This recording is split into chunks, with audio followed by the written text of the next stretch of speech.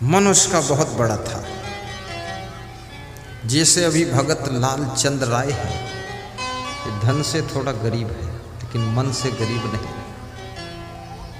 मन बहुत बड़ा है।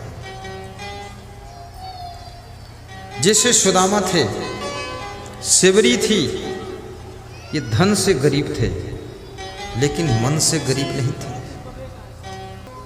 वो गरीब आदमी एक दिन अपनी पत्नी से कहता है, देखो सोया हुआ भाग्य जगाना है, उसकी बात कर रहा। पत्नी से कहता है कि गरीबी बहुत है। तो पत्नी कहती है, कोई बात नहीं है, कोई बात नहीं, कोई बात नहीं है, गरीबी बहुत है, कोई बात नहीं। तो पति ने पूछा, कोई बात क्यों नहीं है? तो पत्नी ने कहा, क्योंकि गरीबी में भी मुझे संतोष है, संतोष है, संतोष है।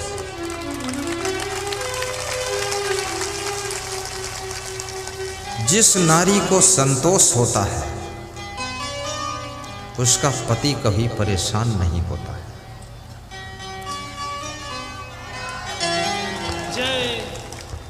जो नारी अपने पति के प्रेम को ही उपहार मानती है, वो नारी कभी गले के हार के लिए पति को दुख नहीं देती है। पति का प्रेम ही तुम्हारा उपहार है।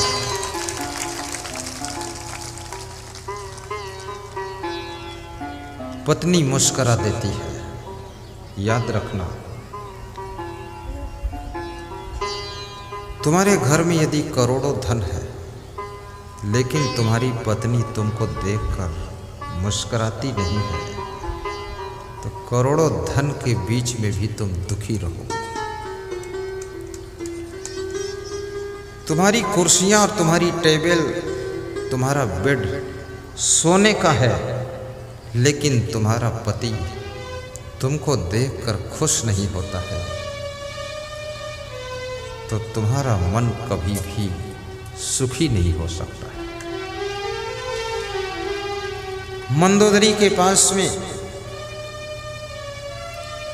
बेड भी सोने का है, दीवार सोने की, छत सोने की, कुर्सियां सोने की, सामान सोने की लंका ही है, लेकिन उसका पति जो रावण है मंदोदरी से प्रेम से बात नहीं करता है। इसलिए मंदोदरी सोने के भवन में भी दुखी रहती है। छोटी सी सोने की चैन के लिए बेचैन मत होना। यदि आपके पास में गले में चैन नहीं है तो कोई चिंता की बात नहीं है। सत्संग सुनना, भक्ति करना, गुरु की कृपा से आपके दिल में चैन आ जाएगी, हृदय में चैन आ जाएगी, उस चैन से सुख मिलेगा। कभी पैसे हो जाए तो सहज रूप से चैन भी खरीद लेना, सोने का हार भी पहन लेना, चांदी की पायल भी पहन लेना। और कभी घर में समस्या खड़ी हो जाए तो पायल और सोने का हार बेच करके कर्जा अदा कर देना, अपने पति को कर्जा से मुक्त कर देना। पति जब कर्ज से मुक्त होता है तो अपने फर्ज को याद करता है कि मेरा फर्ज क्या है। खाम खा कर्ज मत लेना। कभी मकान बनाने के लिए सेठ लोगों से ब्याज पर कर्ज मत लीजिए। 100 रुपये पर 4% लगाते हैं महीने का, 48% साल का हुआ।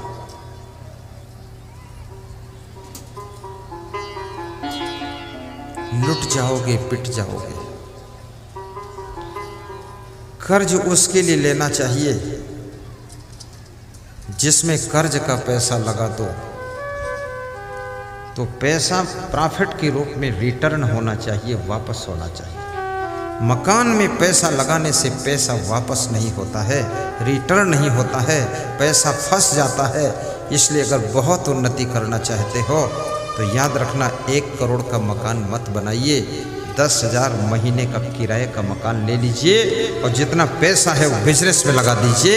दमादम मस्त कलंदर तुम्हारा पहला नंबर होगा।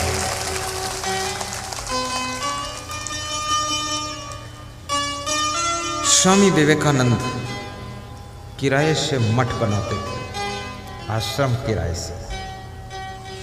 मैं गुजरात में किराए से आश्रम बनाने के लिए विचार किया। संतों से कहा देख लो 2-4 मकान। कुछ लोगों ने कहा कि मैं तो किराए से दूंगा ही नहीं, आपको फ्री में दूंगा। तो मैंने कहा फ्री में थोड़ा दबाव रहेगा, पैसा फेंको, तमाशा देखो, लपड़ में क्यों फंसो। कोई दिया ही नहीं किराए से, बोले फ्री रहना जितना रहो।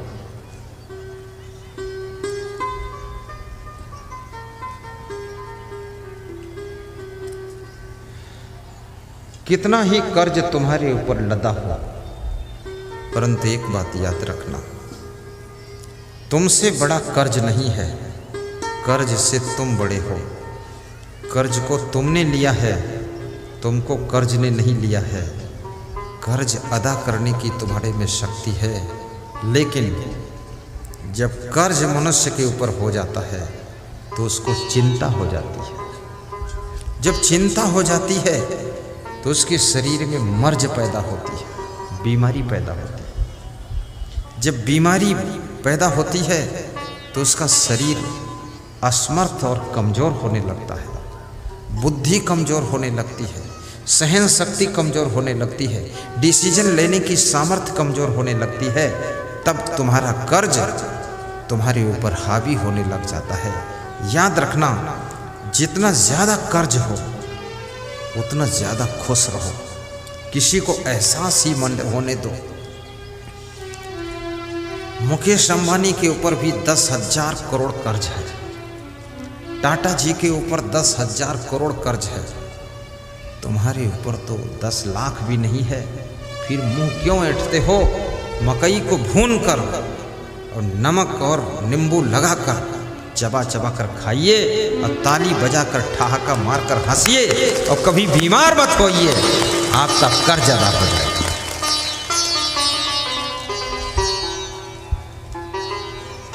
जितनी ज्यादा समस्याओं में तुम ग्रसित हो जाओ, समस्याएं तुमको घेर ले, उतना ज्यादा प्रवचन सुनना शुरू कर दो, उतना ज्यादा हंसना शुरू कर दो। कुछ लोग कहेंगे कि पागल है क्या, तो तुम उनको जवाब देना कि इसमें कोई संदेह है क्या।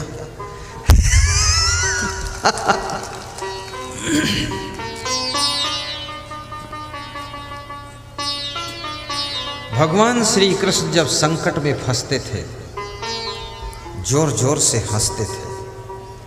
भगवान राम जब संघर्षों से गुजरते थे तो मंद मंद मुस्कुराते थे। जो घोड़ा इक्का में तांगा में जुटा होता है, बैठो हीरा दास, उधर चले जाओ, हीरा दास, विनोद दास, नीचे से घुस जाओ, नीचे से घुस जाओ, नीचे से घुसो, हाँ चतुराई करो, चुपके से घुसो।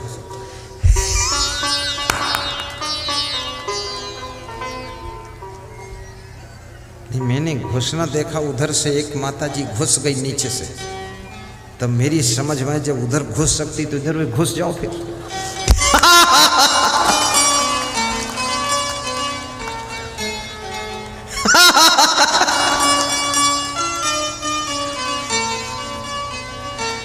नहीं, मुझे भी खूब हंसी आती है, मैं तो अपनी हंसी रोके रहता हूँ।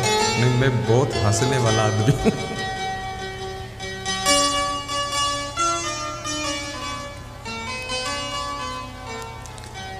हंसते रहो ये जिंदगी, हंसते रहो ये जिंदगी, बेकार ना हो जाए, बेकार ना हो जाए। हंसते रहो ये जिंदगी बेकार न हो जाए। सपने में किसी जीव का अपकार न हो जाए, अपकार न हो जाए। घोड़ा, उसकी पीठ पर जितना वजन आदमी बैठता है, घोड़ा उतना ही ज्यादा हंसता है। घोड़ा बीच बीच कैसे हंसता है, ही ही ही ही ही ही। उसको हंसी आती है।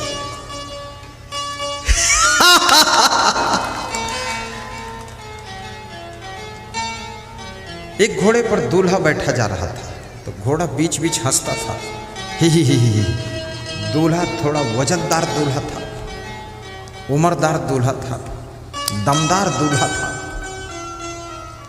कितने दूल्हा भी बड़े वजनदार हैं। 1 कुंटल का दूल्हा और 1.5 कुंटल की दुल्हन।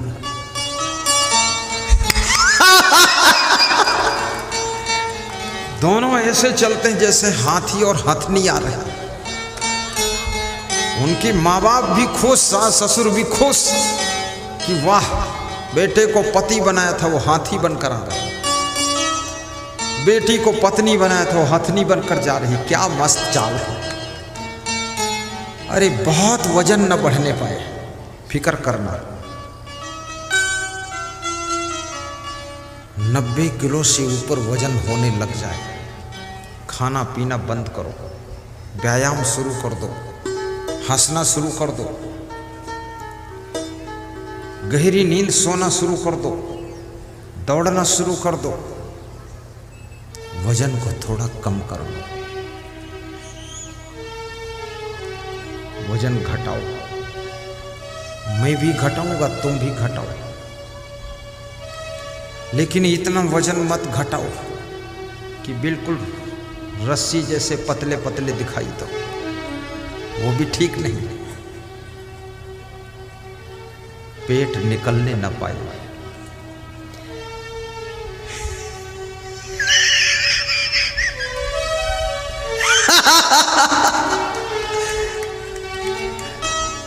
एक सज्जन कह रहा था, पेट जितना निकलना चाहे निकल जाने दो, आखिर है तो मेरा ही पेट।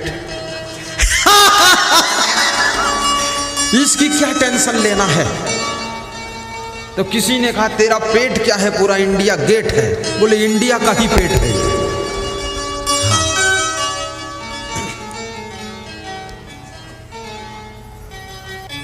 पेट में खाने की सवारी कम भरो, पेट की मोटर में खाने की सवारी कम भरो। कल मैं गया था मलिनिया, हीरा दास विनोद दास के यहाँ। खड़े हो। रात में 8 बजे बड़ी सुंदर व्यवस्था, 2-2.5 हजार लोग इकट्ठे, 45 मिनट प्रवचन सुनाया। फिर दोनों के घर गया, दोनों ने बहुत अच्छा नाश्ता रखा। मैं देखा, खुश हो गया, बांटने लगा, बांट दिया। कोई मुझसे कहा ही नहीं कि तुम भी खाओ, लोग कहे मुझे लाओ।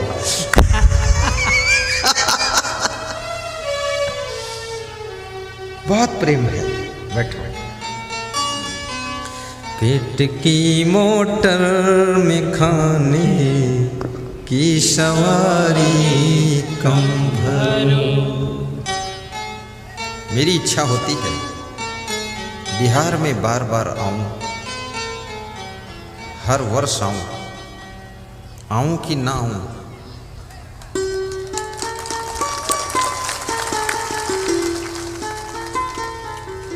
महिलाओं ने थोड़ा कमजोर ताली बजाई है।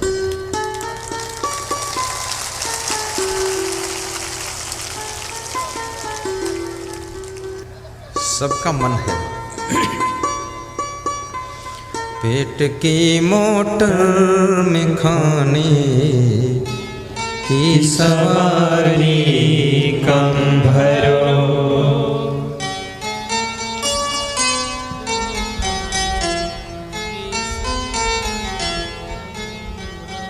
वाह, आप बजाए करो। पेट की मोटर में खाने की सवारी कम भरो। क्यों कम भरे? क्योंकि फेल हो जाएगी ओवर लोड हो जाने के बाद। फेल हो जाएगी ओवर लोड हो जाने के बाद। वाह, तो क्या करना चाहिए? आरज़ू मंदाने सेहत याद रखे यही उसूल। 10 मिनट हर रोज टहले शाम को खाने के बाद। 10 मिनट हर रोज पहले शाम को खाने के बाद। शाम को जब भोजन कीजिए ना, शाम को ऐसा भोजन करो गरीबों जैसा। दोपहर में भोजन करो अमीरों जैसा। सुबह नाश्ता करो राजकुमारों जैसा। और रात में कुछ नहीं खाना। लोग पूछेंगे कि रात में क्या खाऊं? रात में कुछ नहीं। 4 छुहारा, छुहारा जानते हो? 4 बादाम, थोड़ा सूखा नारियल, 10 मुनक्का, मुनक्का किशमिश नहीं, मुनक्का बीज निकाल देना। 10 ताल मखाना पानी से धो डालिए। 10 मिनट भिगा दीजिए, चबा चबा कर खा लीजिए। बहुत सी बीमारियां खत्म हो जाएंगी। 1 हफ्ते खाना, फिर 1 हफ्ते बंद कर देना, फिर तीसरे हफ्ते खाना, फिर चौथे हफ्ते बंद करना। रोज नहीं खाना चाहिए। मैं खाता हूं इसलिए बताता हूं, इसलिए चमकता हूं, तुमको चमका दूंगा।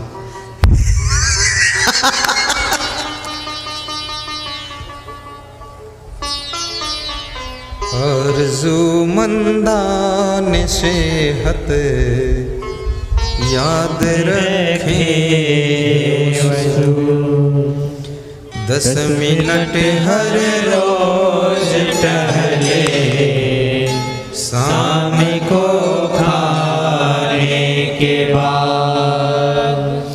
10 मिनट हर रोज टहले शाम को खाने के बाद।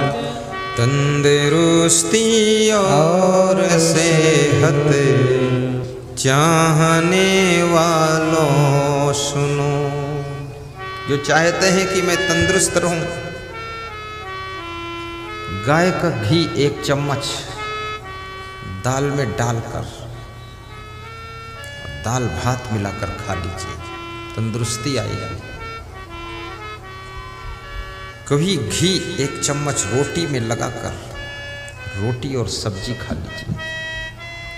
कभी घी नमक रोटी खा लीजिए, और कभी दूध रोटी और शक्कर खा लीजिए। उस दिन दाल चावल सब्जी बंद, बस दूध रोटी शक्कर। कभी खिचड़ी और दही, कभी खिचड़ी और छाछ। ये बहुत ज़्यादा आइटम रोज मत खाना, नहीं तो ये सब आइटम एटम बम बनेंगे।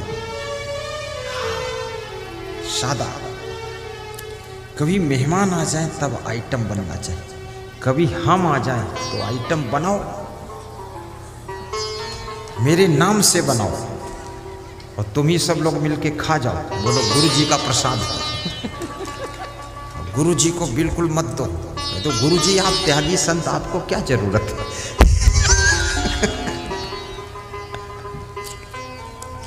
दस मिनट हर रोज टहले शाम को खाने के बाद, तंदुरुस्ती और सेहत चाहने वालों सुनो,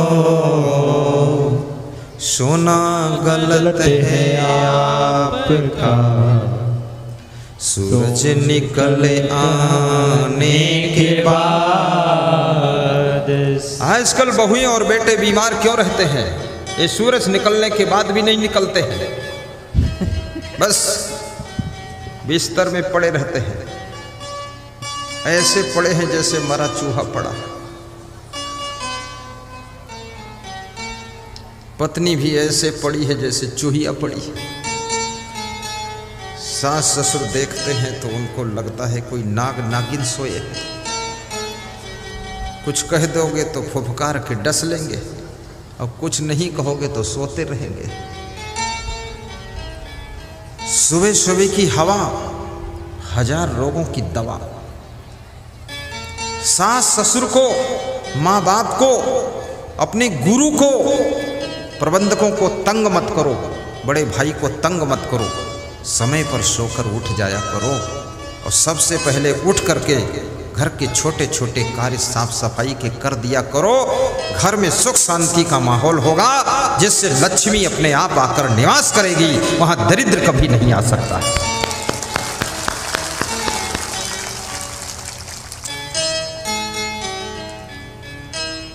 आना पड़ेगा बिहार में हमको। बिहार में मेरी जरूरत है कि नहीं है? है। मैं हर वर्ष नया नया प्रवचन सुनाऊंगा आकर के। नए नए फूल खिलेंगे हमारे प्रवचन में। साहिब बंदगी, साहिब बंदगी। सोना गलत है आपका, सूरज निकल आने के बाद, मुस्करा कर चल दिए हो कुछ हमसे फरमाने के बाद। बिजलियां चमका रहे हो फूल बरसाने के बाद।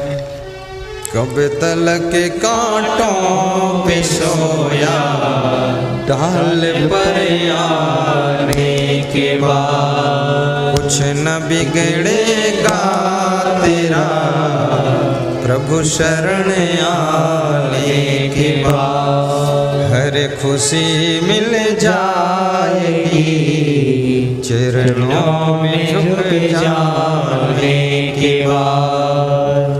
हर खुशी। आपके घर में कोई बुजुर्ग हो, बड़ी सलाह की बात बता रहा हूं, ध्यान से सुनना। उस बुजुर्ग का अपमान न करना, उसकी हंसी न करना, उसको घर से बाहर मत निकालना, अपने से दूर मत करना, क्योंकि हो सकता है वो बुजुर्ग तुम्हारी पूरी फैमिली के लिए कवच कुंडल बना हुआ हो, कवच कुंडल का काम कर रहा है। उस बुजुर्ग का भाग्य इतना प्रबल है, उसकी वजह से तुम्हारे घर में आपदाएं नहीं आ रही। नेपाल में एक बस जा रही थी, बादल घिर गए, पानी बरसने लगा, बिजली कड़कने लगी। बस के पड़ोस में बिजली चमक के आ जाती थी और घनघोर वर्षा हो रही। बस का ड्राइवर डर गया, उसने बस को रोका और उसने कहा कि इस बस के अंदर कोई पापी आत्मा बैठा हुआ है, जो बादल की कड़कती हुई बिजली बार बार बस के ऊपर आती है। सभी लोगों को उतरना पड़ेगा, अन्यथा बस भी भस्म हो जाएगी, सब भस्म हो जाएंगे। थोड़ा थोड़ा पानी रुका, बिजली हल्की हल्की कड़क रही थी। बस को रोक दिया ड्राइवर ने और कहा एक एक उतर करके जाओ, सामने जो पेड़ है उसको छुओ, जो पापी होगा उसके ऊपर बिजली गिर जाएगी। एक एक करके सब उतर गए। पेड़ छू कर आते थे, अपनी सीट पर बैठ जाते थे। 60 सवारी बैठी थी बस में। लास्ट में एक बूढ़ा व्यक्ति, कमजोर व्यक्ति बच गया। ड्राइवर कंडक्टर ने कहा तुम भी उतरो, जाओ उस पेड़ को छू कर आओ। उस बूढ़े ने कहा कमजोर हूं, उतरना भी मुश्किल, जाना भी मुश्किल, पेड़ को छूना मुश्किल, लौट के आना मुश्किल, चढ़ना मुश्किल, बैठे रहने दो क्या फर्क। अरे बोले उतर। सब उतर चुके हैं, तू ही बचा। उस बूढ़े ने कहा कि मत दुख दो मुझको, बैठे रहने दो। सभी यात्री शोरगुल मचाने लगे कि अरे उतरो, बिजली गिर जाएगी। बूढ़ा हंसने लगा और उतर गया। हंसते हंसते उतर कर गया और पेड़ को छुआ।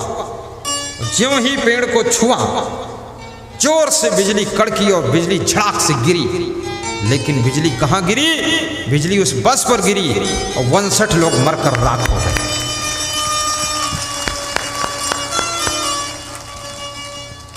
बूढ़ा पेड़ को पकड़कर खड़ा हंस रहा है। पड़ोस में दूर कुछ लोग खड़े थे, उन्होंने कहा क्या हुआ? बूढ़े ने सब कहानी सुनाई। तो लोगों ने कहा बाबा, ये 59 पापियों के ऊपर बिजली बहुत देर से गिरना चाहती थी, लेकिन इनके बीच में तुम बैठे थे बस में, इसलिए बिजली लपक के आती थी, वापस जाती थी। और तुम ज्यों ही उतर गए, पेड़ के पास पहुंचे, बिजली बस पर गिरी, 59 मर के राख हो गए। याद रखना, तुम्हारे घर में कोई ऐसा बुजुर्ग है जो आपत्ति की बिजली गिरने से रोक लेता है।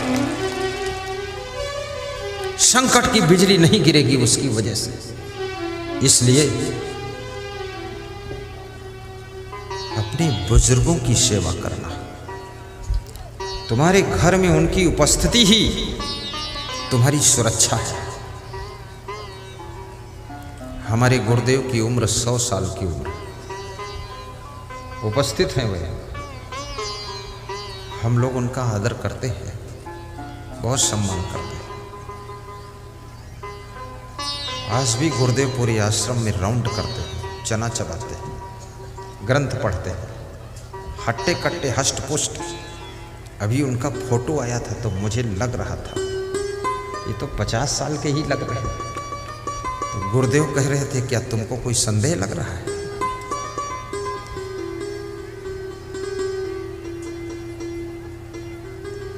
याद रखना, उस गुरु का प्रभाव, उस गुरु की कृपा, उस गुरु का आशीर्वाद बहुत बड़ा काम करता है। मेरे पास में कोई आशीर्वाद मांगने आता है, मैं मुस्कुरा देता हूँ कि अपनी झोली तो खाली है, क्या दूँ तुमको आशीर्वाद। मैं खुद ही आशीर्वाद मांगता हूँ अपने गुरु से, लेकिन लो अब तुम आए हो तो खाली मत जाओ।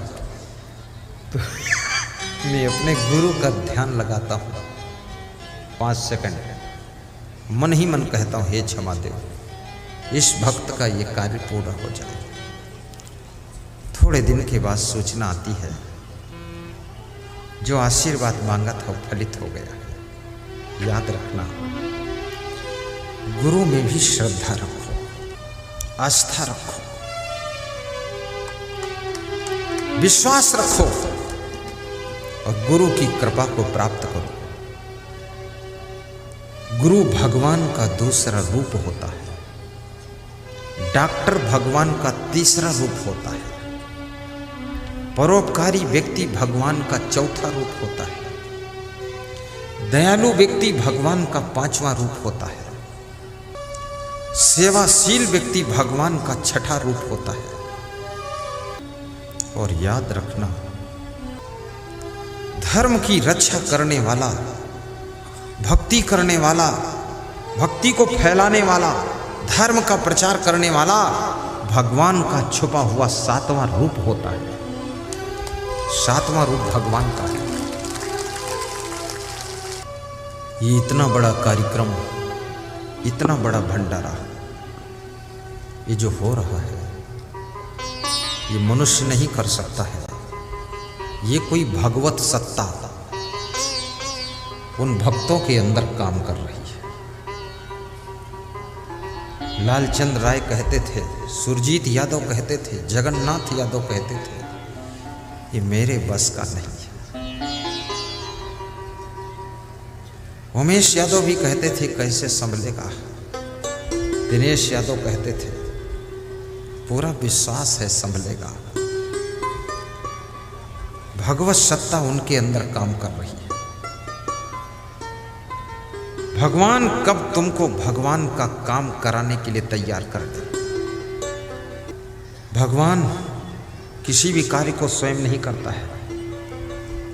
भगवान महान कार्यों को करने के लिए तुमको चुनता है, तुम्हारा चुनाव करता है। जैसे मेरा उसने चुनाव किया प्रवचन करने के लिए कि तुम प्रवचन करो, तुम्हारा चुनाव किया प्रवचन कराने के लिए।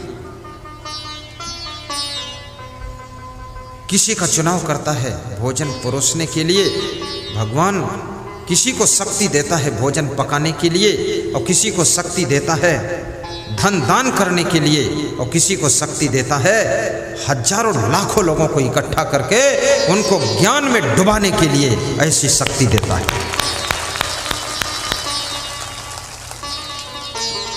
श्री दिनेश यादव जिनके घर में मैं ठहरा हूं कह रहे थे, गत वर्ष 22 मार्च को सूचना प्रसारित हुई थी कि 23 मार्च को लॉकडाउन लगेगा। गुरुदेव कल 22 मार्च है। मैं तो प्रार्थना करता हूं भगवत सत्ता से, केंद्र सरकार से कि लॉकडाउन लगा दो और मेरा गुरु असंग यहीं बनिया पट्टी में 45 दिन फिर रह जाए।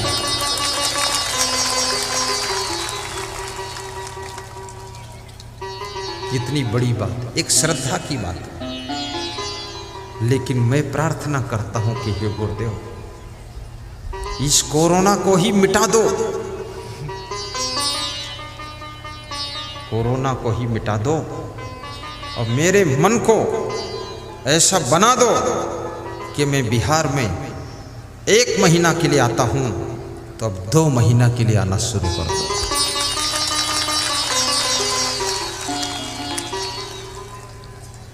तेलंगाना में भी प्रोग्राम करता हूँ, आंध्रा में करता हूँ, महाराष्ट्र, सौराष्ट्र, गुजरात, राजस्थान, मेवाड़, मारवाड़, हरियाणा, पंजाब, दिल्ली, उत्तराखंड, उत्तर प्रदेश, मध्य प्रदेश, छत्तीसगढ़, उड़ीसा, झारखंड, बिहार, पश्चिम बंगाल, आसाम, कहाँ कहाँ प्रोग्राम करता हूँ, हिमाचल।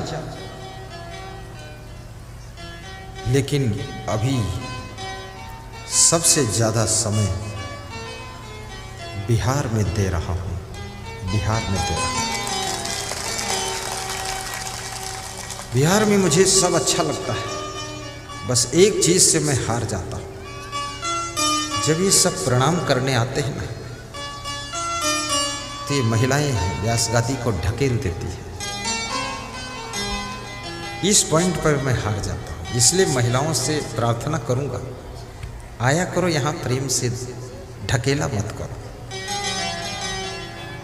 ये तो 10-12 लोग व्यासगादी को पकड़े रहते नहीं, इसको ढकेल के उधर ले जाते। एक दूसरी महिला को भी न ढकेला करो, शांति से, शांति से। बाबा कहीं नहीं जाएंगे, बाबा आपके लिए आए हैं। सुन लो मेरे भाई बहना, बंदगी हमार है, कांझा बनिया पट्टी में घर घर त्योहार है। सुन लो मेरे भाई बहना, बंदगी हमार है। कांझा बनिया पट्टी में घर घर त्योहार है। नीले में जो श्यामा रंग प्रभुवर तुम्हार है। प्रभुवर को मन में रख ले, मिलता बहार है। गीध अजामिल जैसी पदवी तू पाएगा, दुनिया में नाम तेरा अमर हो जाएगा। गीध अजामिल जैसी पदवी तू पाएगा, दुनिया में नाम तेरा अमर हो जाएगा। लीला है न्यारी गुरु की महिमा अपार है। लीला है न्यारी गुरु की महिमा अपार है। प्रभुवर को मन में रख लो, मिलता बहार है।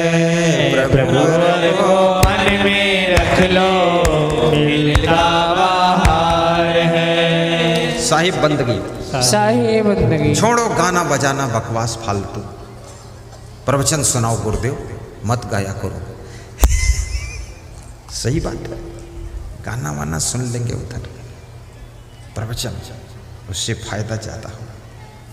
अब नहीं गाऊंगा, थोड़ी देर बाद गाऊंगा, प्रवचन सुनो।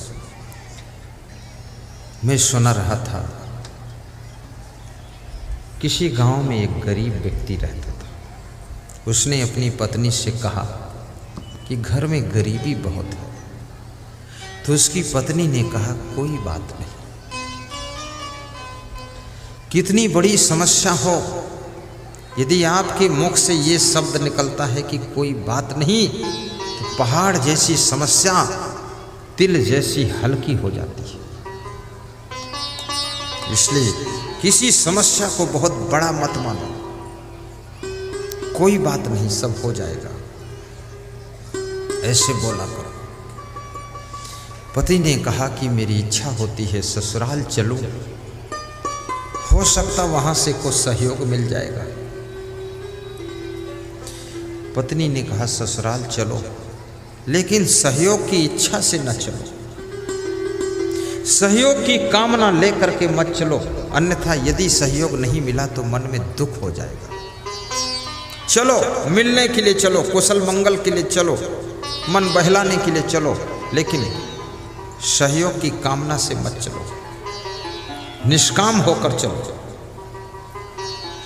याद रखना, जब तुम जिस व्यक्ति से कुछ नहीं चाहते हो और वो कुछ नहीं देता है तो तुमको दुख नहीं लगता है, और तुम उससे कुछ नहीं चाहते हो और वो कुछ नहीं देता है तो दुख नहीं लगता है, और कुछ चाहते हो बिल्कुल नहीं देता है तो दुख लग जाता है। इसलिए ससुराल भी जाना तो निष्काम होकर जाना, कुछ नहीं चाहिए। क्या चाहिए? भाव दो भक्त दो, भक्त की शक्ति दो, मुझको इसके सिवा कुछ नहीं चाहिए। पति पत्नी दो बच्चों को लेकर ससुराल चल देते हैं। रास्ते में एक बहुत बड़ा बगीचा आता है, उस बगीचे में एक पीपल का पेड़ है। बच्चे भूखे हो जाते हैं, रोने लगते, पापा भूख लगी। पिता ने कहा बेटा बैठो, कुछ इंतजाम करता हूं। जंगल की लकड़ी, बगीचे की सूखी लकड़ियां बटोर कर इकट्ठा करने लगा वो गरीब आदमी। उसकी पत्नी भी लकड़ियां बटोरने लगी, बच्चे भी लकड़ियां बटोरने में मदद करने लगे। लकड़ियों का ढेर लगा दिया। पीपल के पेड़ के ऊपर से ब्रह्म राक्षस उतरा। ब्रह्म राक्षस बोला तुम्हारे पास पकाने को तो कुछ नहीं है, ये लकड़ियों का ढेर क्यों लगाया है? उस आदमी ने कहा पकाने का कुछ नहीं है, लेकिन तुम तो हो ना, तुमको ही पका कर खा लेंगे। ब्रह्म राक्षस सोच में पड़ गया और डर गया। ब्रह्म राक्षस कहने लगा जिनके पास कुछ भी पकाने को नहीं है, पति लकड़ियां बटोर रहा है, बिना कहे पत्नी भी लकड़ियां बटोरने लगी और बिना कहे बच्चे भी लकड़ियां बटोरने लगे। तो जिनके घर में इतनी एकता है, परिवार में इतनी सुमत है, इतना परिश्रम करने की ललक है, वह लोग मुझको भी पकाकर खा सकते हैं। इसलिए ब्रह्म राक्षस डर गया और बोला मुझे पकाकर मत खाना। तो उस गरीब आदमी ने कहा तुमको पकाकर नहीं खाऊंगा तो क्या खाऊंगा? तो ब्रह्म राक्षस ने कहा मैं सोना चांदी का खजाना बता देता हूँ, उसको ले जाओ और खर्च करके खाना। बोले जल्दी बताओ। तो ब्रह्म राक्षस ने कहा कि ये जो पीपल का पेड़ है, पूरब की तरफ 5 फीट की दूरी पर 5 फीट की गहराई में खजाना गड़ा हुआ है, ले लो। तो उस गरीब आदमी ने कहा मेरे पास खजाना खोदने के लिए कोई औजार नहीं, खोद कर दे दो। ब्रह्म राक्षस खजाना खोदता है, पति एक गठरी बांधता है, 50 किलो वजन सोना चांदी बांधता है। पत्नी कहती है मैं खाली नहीं चलूंगी, मैं भी एक गठरी लूंगी। तो 50 किलो उसके लिए बांध दिया।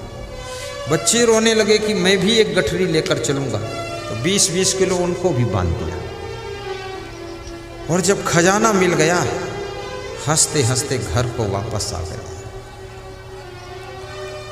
रात में पहुंचे, सवेरा हुआ, खजाना भुनाया, ईंट भट्ठे पर आर्डर दिया, ईंट गिर गई, मकान बनना शुरू हो गया। 20 लाख की कार ले आए, जलवा शुरू हो गया। पड़ोसियों को आश्चर्य हुआ इतना धन आया कहाँ से? अभी तक कुछ नहीं था, रातों रात माला माल कैसे हुआ ये व्यक्ति? पड़ोसी पूछने के लिए आया कि मकान बनने लगा, कार भी 20 लाख की आ गई, क्या बात, कहाँ से पैसा मिला है? तो उसने सच सच बता दिया। गरीबी थी, ससुराल जा रहा था, रास्ते में बगीचा आया, पीपल के पेड़ के नीचे बैठा, लकड़ियाँ इकट्ठी की। ब्रह्म राक्षस आया, बोला क्या पका कर खाओगे? मैंने कहा तुमको पका कर खाऊंगा। वो डर गया, उसने खजाना बता दिया, खोद कर दे दिया, हम लेकर घर आ गए, हम मालामाल हो गए। बस यही कहानी। तो दूसरा जो पड़ोसी था ना, उसने सोचा मैं भी यही काम करूंगा। वो अपने घर गया, अपनी पत्नी से पूछा कि अपने घर में गरीबी बहुत है? तो पत्नी ने कहा अपने घर में गरीबी तो नहीं है, ठीक ठाक चल रहा है। बोले चुप, बोलना पड़ेगा गरीबी है।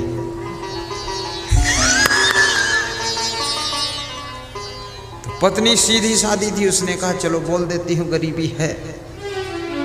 बोले चलो ससुराल चलते हैं, कुछ मदद मिल जाएगी।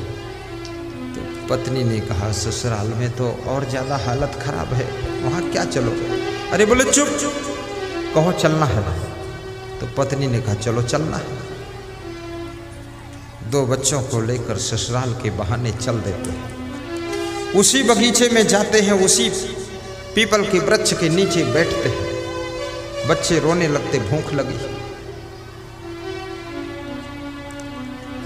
तो वह आदमी अपनी पत्नी से कहता है जाओ सूखी लकड़ी बटोर कर लाओ। पत्नी कहती है पप्पू के पापा तुम ही बटोर के ले आओ, मेरे पाँव थक गए। पापा कहता है अरे पप्पू और बबलू तुम ही बटोर कर ले आओ। बोले मैं नहीं जाऊंगा पापा।